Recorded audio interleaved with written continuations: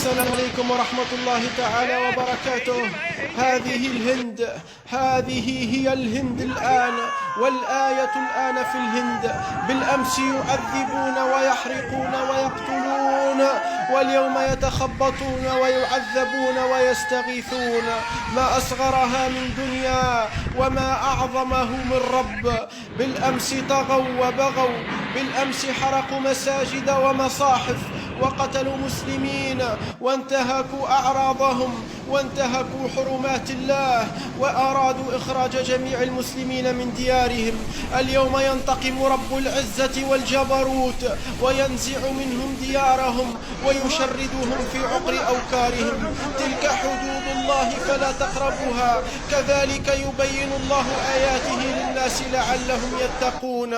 ومن أظلم ممن منع مساجد الله أن يذكر فيها اسمه وسعى في خرابها. أولئك ما كان لهم أن يدخلوها إلا خائفين. لهم في الدنيا خزي ولهم في الآخرة عذاب عظيم. اللهم لك الحمد يا منتقم، اللهم لك الحمد يا ذا العزة والجبروت. اللهم لك الحمد على كل نعمة أنعمت بها علينا، على كل نعمة أنعمت بها علينا، على نصرك للمسلمين في كل أوقات ضعفهم واستضعافهم.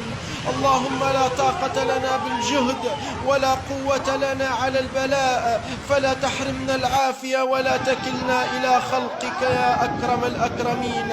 اللهم تفرد لنا بحاجاتنا وتولنا برحمتك وانصرنا، فإنك إن وكلتنا إلى أنفسنا عجزنا عليها، وإن أوكلتنا إلى خلقك ظلمونا وحرمونا وقهرونا ومنوا علينا.